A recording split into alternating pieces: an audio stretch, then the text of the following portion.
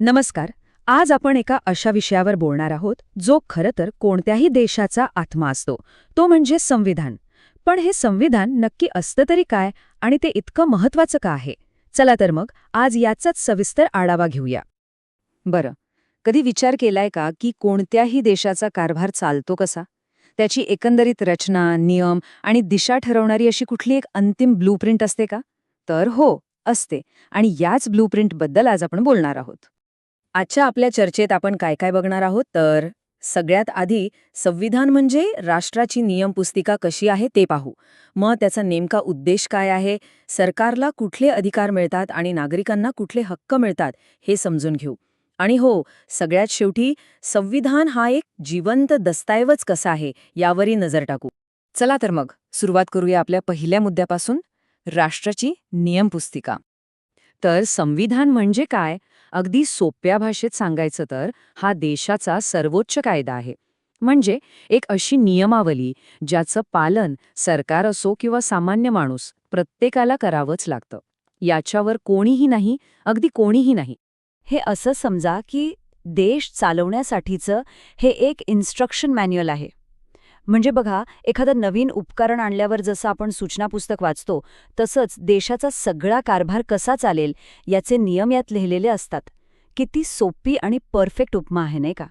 ठीक आहे, नियमपुस्तिका आहे हे तर कळलं. पण प्रश्न असा आहे की देशाला अशा एखाद्या नियमपुस्तिकेची गरजच का भासते? चला, यामागचा उद्देश काय आहे ते पाहूया. मुख्यतः संविधानाचे 3 प्रमुख उद्देश आहेत. पहिलं म्हणजे सरकारची एक चौकट तयार करणं, म्हणजे विधिमंडळ, कार्यकारी मंडळ आणि न्यायपालिका कसं काम करतील हे ठरवणं. दुसरं, सरकारला अमर्याद अधिकार मिळू नयेत म्हणून त्यांच्या अधिकारांवर मर्यादा घालणं. आणि तिसरं, जे खूप महत्वाचं आहे, ते म्हणजे प्रत्येक नागरिकाच्या मूलभूत हक्कांचं संरक्षण करणं. बरं, मग हे प्रत्यक्षात कसं काम करतं ते बघूया. सगळ्यात आधी हे पाहू की संविधान सरकारला नेमके कोणते अधिकार देतं. आता बघा, देश चालवायचा म्हणजे सरकारला काहीतरी अधिकार तर द्यावेच लागतील, नाही का? म्हणूनच कायदे बनवण्याचा अधिकार, त्यांची अंमलबजावणी करण्याचा अधिकार, न्याय देण्याचं काम, देशाचं संरक्षण आणि परराष्ट्र धोरण ठरवणं, हे सगळे महत्वाचे अधिकार संविधानानेच सरकारला दिले आहेत. या अधिकारांशिवाय सरकार कामच करू शकणार नाही. पण थांबा, ही झाली नाण्याची एक बाजू. आता दुसरी, तितकीच महत्वाची बाजू पाहूया, ती म्हणजे नागरिकांचे अधिकार. कारण फक्त सरकारला अधिकार देऊन चालणार नाही, त्याला संतुलित करणारी व्यवस्था पण हवी. आणि इथेच समतोल हा शब्द खूप महत्वाचा ठरतो.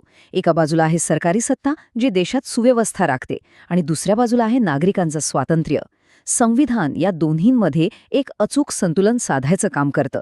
म्हणजे सरकारला अधिकार जरूर मिळतात, पण ते नागरिकांच्या स्वातंत्र्यावर गदा आणू शकत नाहीत, ही अटच आहे. आणि हे जे हक्क आहे ना, ते फक्त पुस्तकात लिहिलेले शब्द नाहीत, त्यांचा थेट परिणाम आपल्या रोजच्या जगण्यावर होतो. जसं की आपल्याला मिळालेलं अभिव्यक्ती स्वातंत्र्य, समानतेचा हक्क, आपापल्या धर्माचं पालन करण्याचं स्वातंत्र्य, ही सगळी त्याचीच तर उदाहरणं आहेत. हे अधिकार आपल्याला संविधानामुळेच मिळाले आहेत. आता येऊया शेवटच्या आणि माझ्या मते सगळ्यात इंटरेस्टिंग मुद्द्याकडे. अनेकदा लोकांना वाटतं की संविधान म्हणजे एकदा लिहून झालं की झालं. पण तसं अजिबात नाहीये. संविधान म्हणजे दगडात कोरलेली रेष नाही. खरं तर संविधान हे वेळेनुसार बदलतं, ते स्थिर नसतं. समाज जसा बदलतो, लोकांच्या गरजा बदलतात, त्यांची मूल्य बदलतात, त्याप्रमाणे संविधानालाही जुळवून घ्यावं लागतं. ते स्वतःला अपडेट करत राहतं, म्हणूनच त्याला जिवंत दस्तऐवज म्हणतात.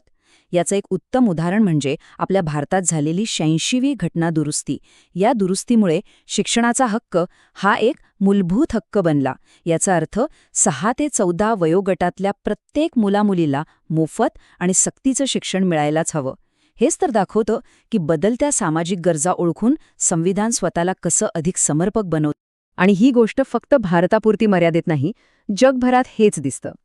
1787चं अमेरिकेचं संविधान घ्या, जे एक पायाभूत मॉडेल मानलं जातं.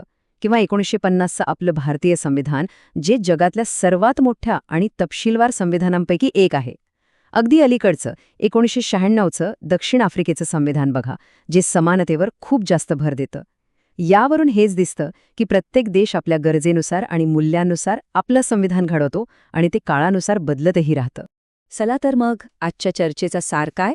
4 महत्त्वाचे मुद्दे लक्षात ठेवूया. पहिलं, संविधान ही देशाची सर्वोच्च नियमपुस्तिका आहे.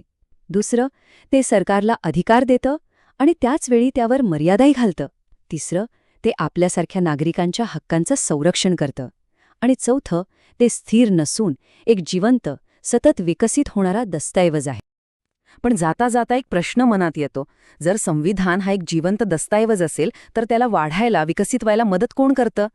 ह्या बदलाची, या विकासाची जबाबदारी नेमकी कोणाची आहे?